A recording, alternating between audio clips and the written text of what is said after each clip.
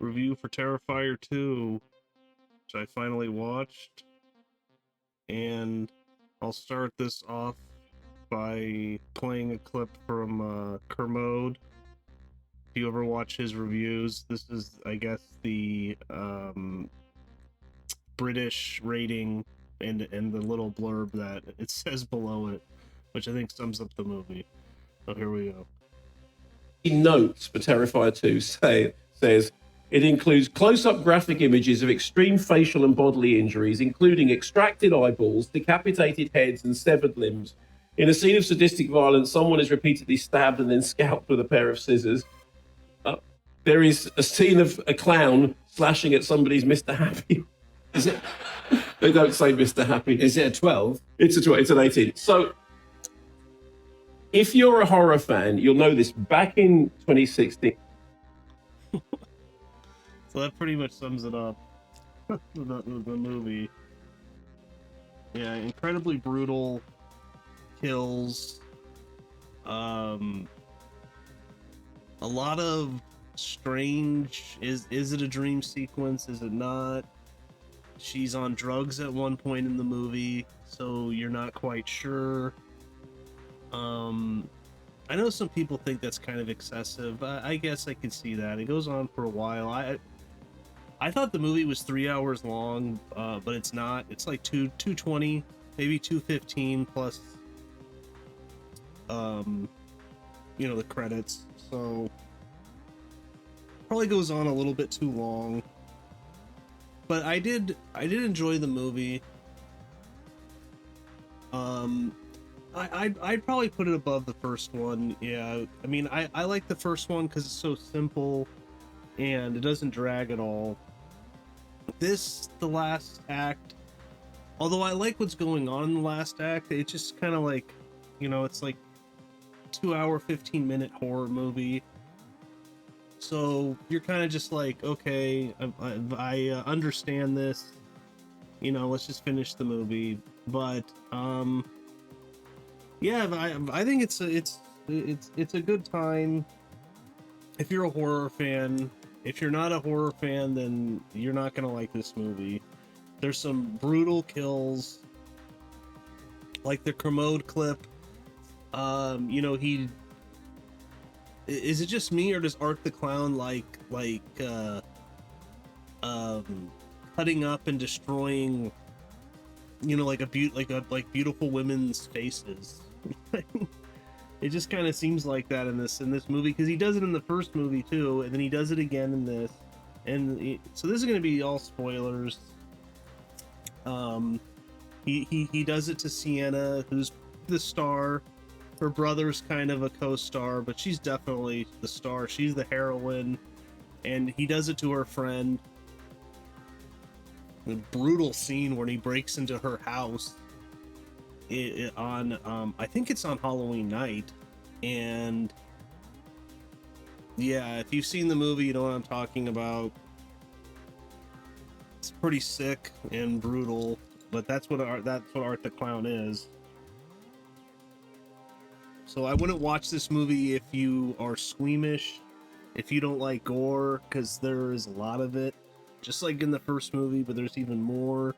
And this has the first movie I could find, the budget I found was about $55,000. This says $250K. I think it was kicks. It was like people the fans paid for a lot of it. Was that called like a Kickstarter? And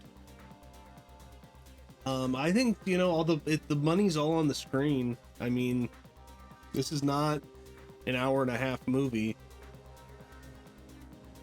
so the money's all on the screen. This was going to come out in October 2020, but then it was delayed because of the pandemic and everything like that.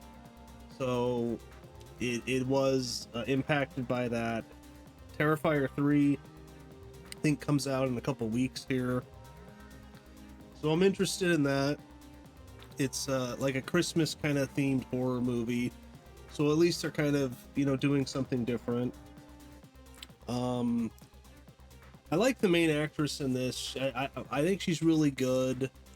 I like at the end when she's almost wearing like a Wonder Woman outfit. That's the kind of vibes I got from it. Even like her sword is kind of like a Wonder Woman sword, almost like a Roman-esque. It's called the Gladius. Very like Roman-esque sword. And I thought she was good. Even her brother's pretty good. The acting, it's not amazing. There are some parts where it was a little flat, like maybe with her mom, but everyone does a pretty good job, I think. Especially, for this is not a major Hollywood movie, so I do have to give it that. I think that the acting's fine. It's nothing amazing, but Sienna's really good, and of course Art the Clown. Great performance again. I like how he doesn't talk. I like how it's all he's basically, a clown, a mime that's gone nuts. And he is supernatural. I mean, there's no doubt about that. Even at the end of the first movie, I mean, he's dead. A bullet goes through his head, out the back, and he's still alive.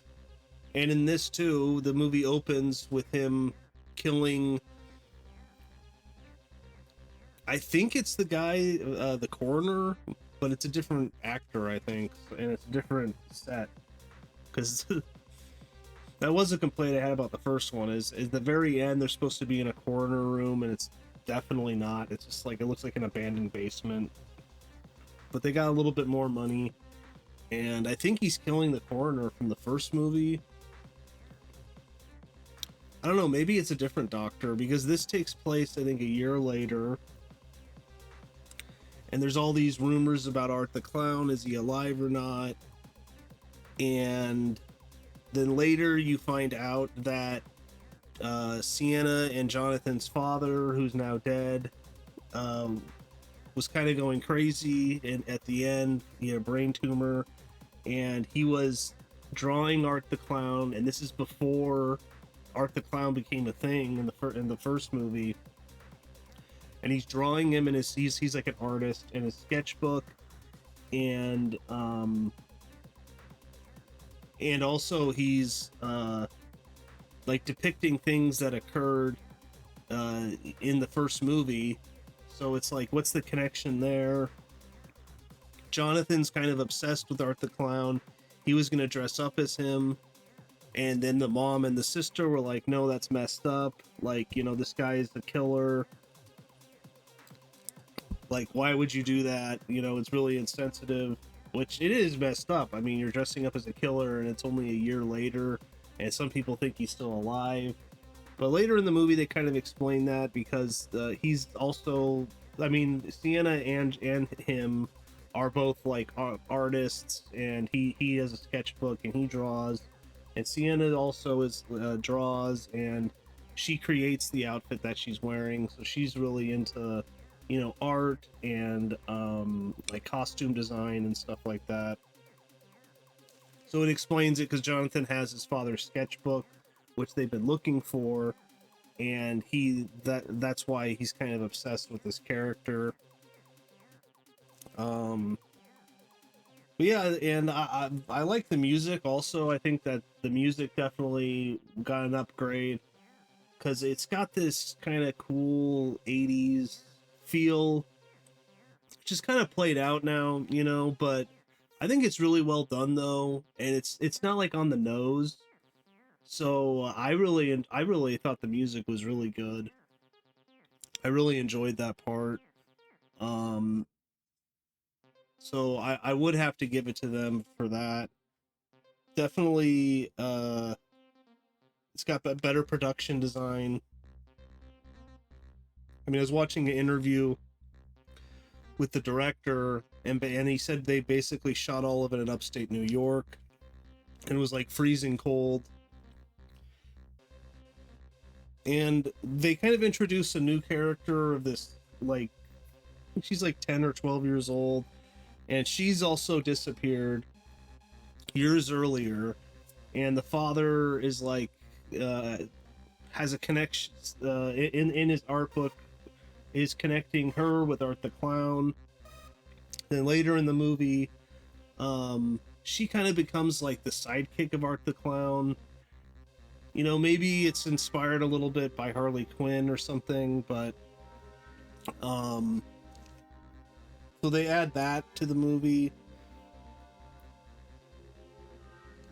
Yeah, and then in one scene I thought was like, I think a reference to the Terminator, because Jonathan is kidnapped by Art the Clown, and he's kind of takes him to like this abandoned theme park kind of thing at the last act.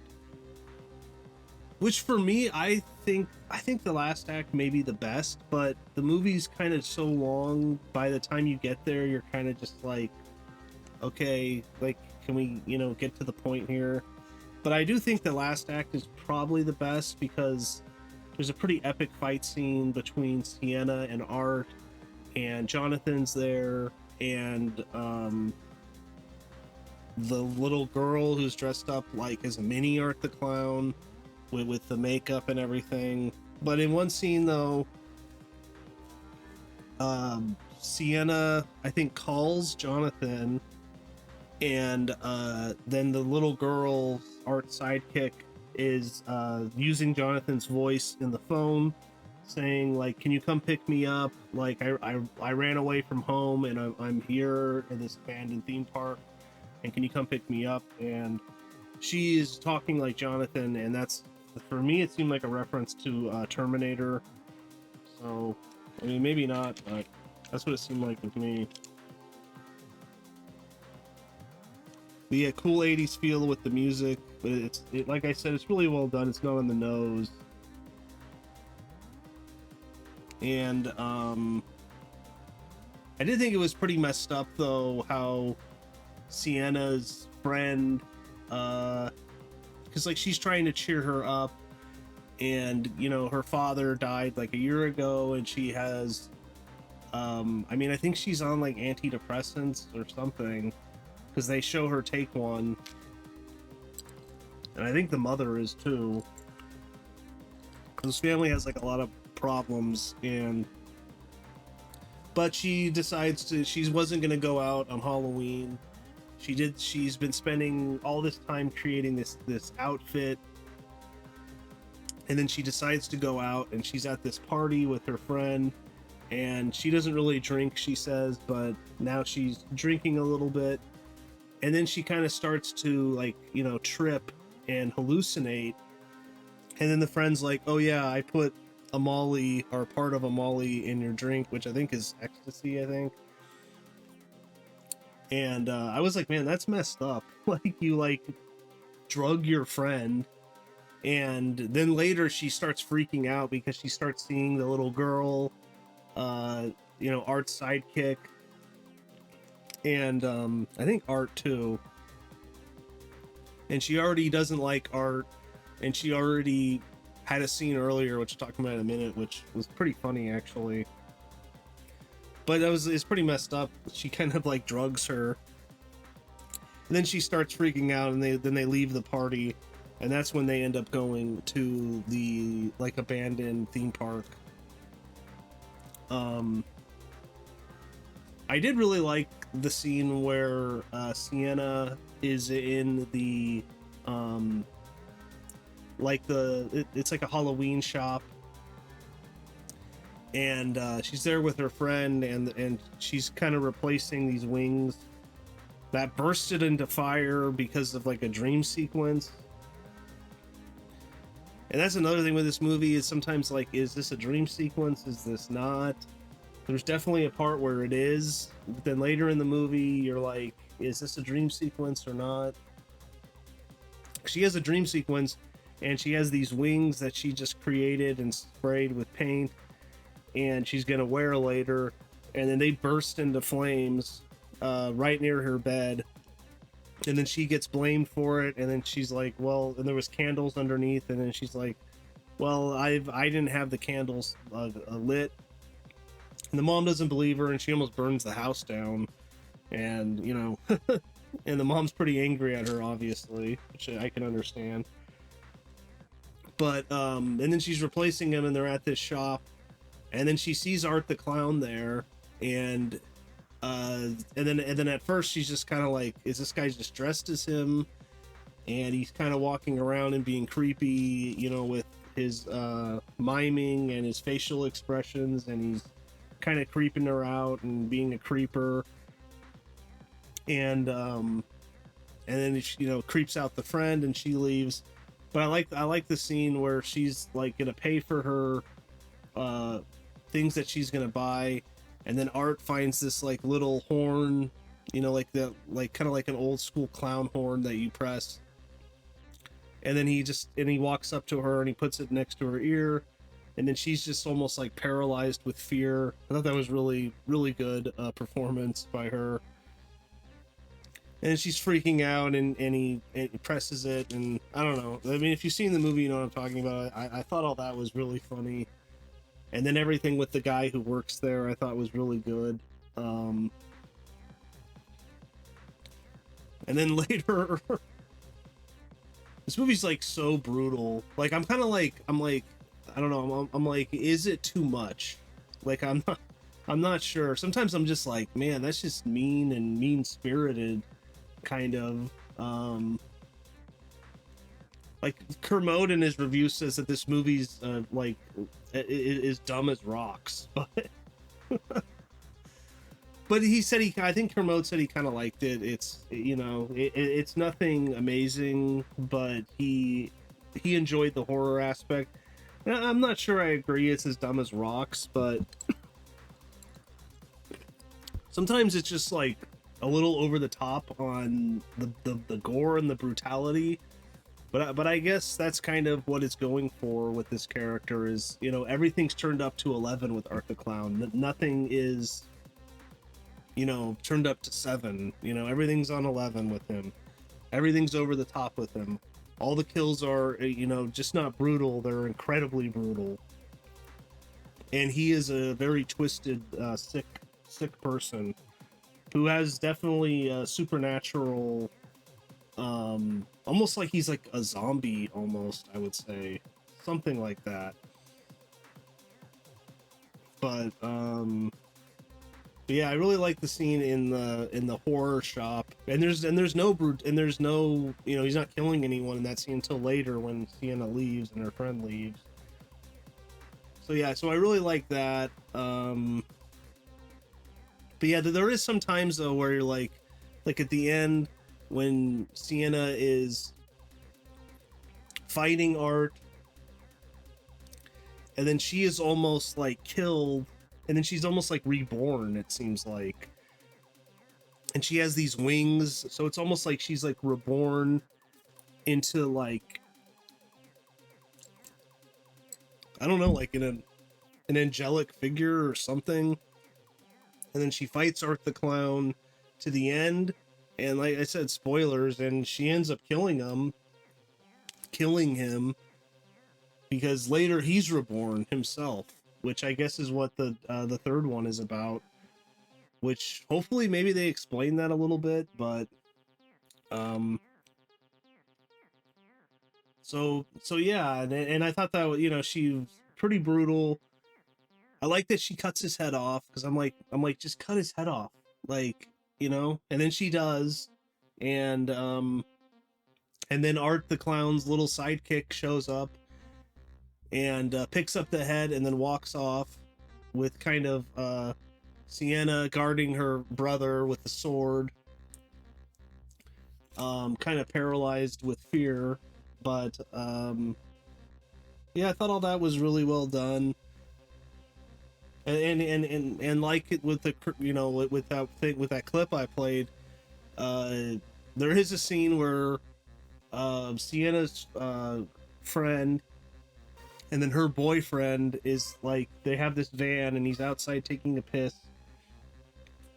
and yeah, Art the Clown takes a knife and hits him in the groin, and I think basically castrates the guy, Um, wow. So yeah, Art is a evil MFer. But yeah, like I have some notes. Sienna, yeah, is a good character.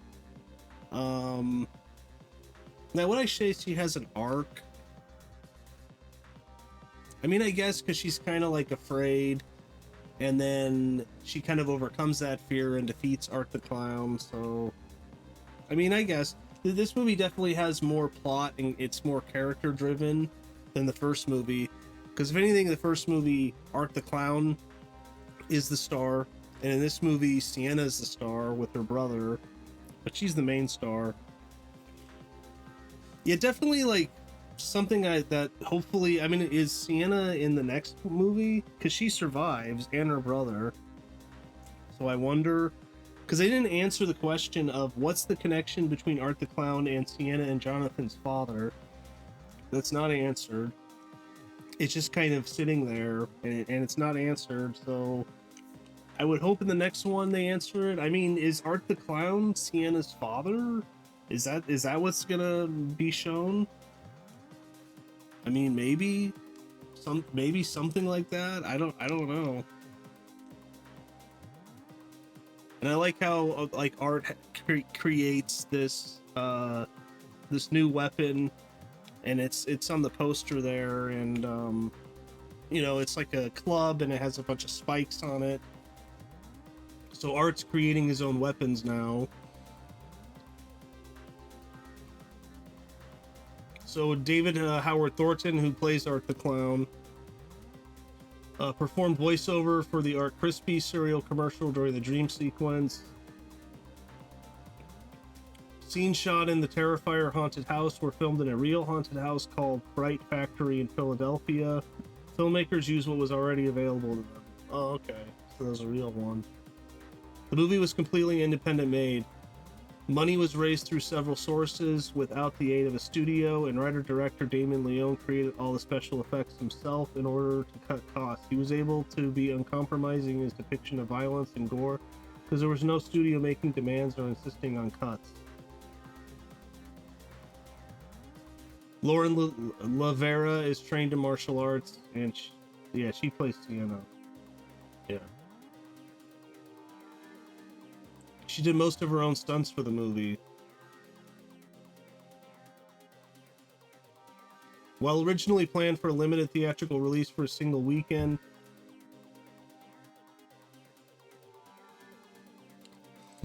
the movie reached top 10 at the box office on multiple weekends, and its theatrical run lasted well past Halloween. The film domestically grossed over $10 million on a $250,000 budget, a 3,900% return on investment, making it the most profitable film of 2022. Stephen King acknowledged the film on Twitter with Terrifier 2 grossing you out old school. Writer-director Damien Leone has denied any allegations of misogyny that he got after making Terrifier. Raised by women who taught him to love horror movies, he spent a lot of time investing in the character Sienna for Terrifier 2 because he wants the audience to root for her, not for Art the Clown. However, he also stated the audience often subconsciously identifies with the killer, and that it's virtually impossible to create something in 2020s that does not offend anyone. Well, that's definitely true. Yeah. I mean, he's a crazy, insane killer. I mean, and yeah, and in this one, definitely Sienna's the star. So, and she doesn't, and she does a really good job, and she fights hard, and she defends her brother, and he even defends her a few times. So, I think that it was all really well done. I like her outfit. It's kind of like, yeah, Wonder Woman-esque, kind of. So I was into it. Stephen King liked it.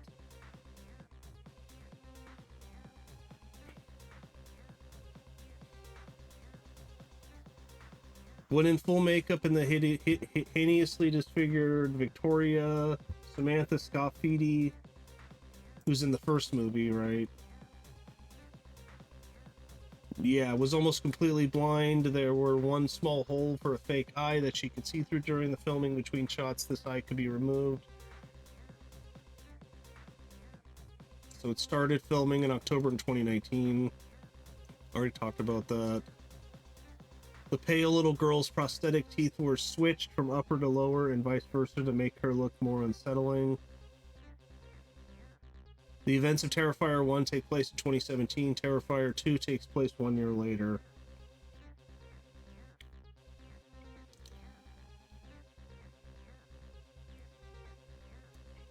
David Howard Thornton was disgusted when he had to pull out the innards out of the bodies of the victims. He said they were cold, slimy, and gross.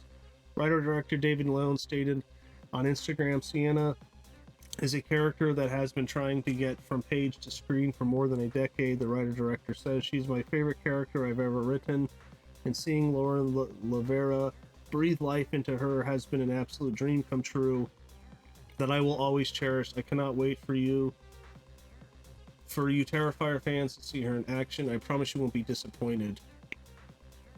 Yeah, she's great.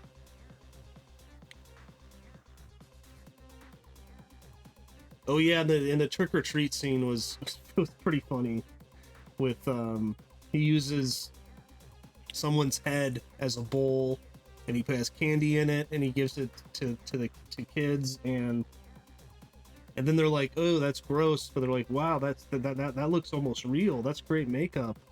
And then Art's like, "Yeah," but I thought that scene was pretty hilarious.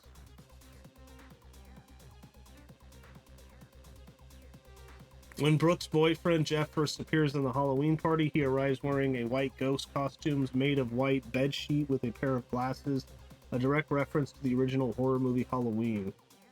Interesting. I think I missed that. Art's face makeup is similar to Marcel Marcoux, who was a legendary mime. Marcoux survived the German mustache man occupation and saved many children in World War II. He was regarded for his perilous style, pantomime, moving audience without uttering a single word, and was known to the world as a master of silence. Well, yeah, definitely Art's getting there.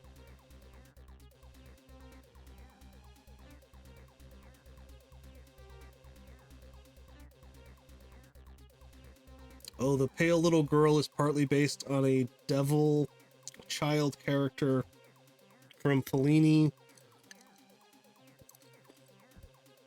Directed segment, Toby Dammit, the anthology Spirits of the Dead. I haven't seen that. While criticizing Jonathan's plans to dress up as Art the Clown for Halloween, Sienna says it is in poor taste, and for that reason, people don't dress up as Jeffrey Dahmer or Charles Manson. The screenplay for the movie was written before the Netflix series became popular. Monster. While the film's effects are 99% practical, director Leon did use digital effects in certain scenes. When Ricky gets killed, Leon had an actor's face digitally put onto a fake head. This was done to show the eyeball popping and closing the face twitches. The other kill was in the bedroom kill scene. Leon directly put the actress's real eyeball on the dummy, so when she wakes up, the eyes open. Okay, I didn't notice that. But yeah, I assume maybe there was a little bit of digital stuff.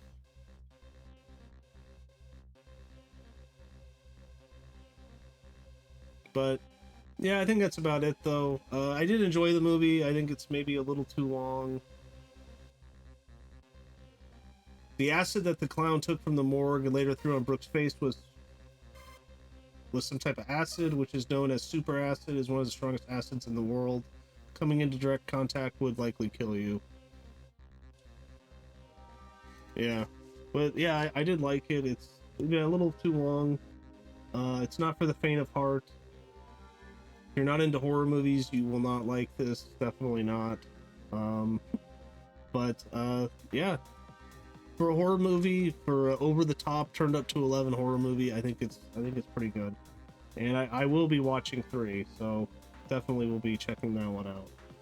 But yeah, I think that's about it, though. If you could do me a favor and smash that like button, that'd be really great. It really helps the channel. Excuse me. And I think that's about it, and I'll see you next time.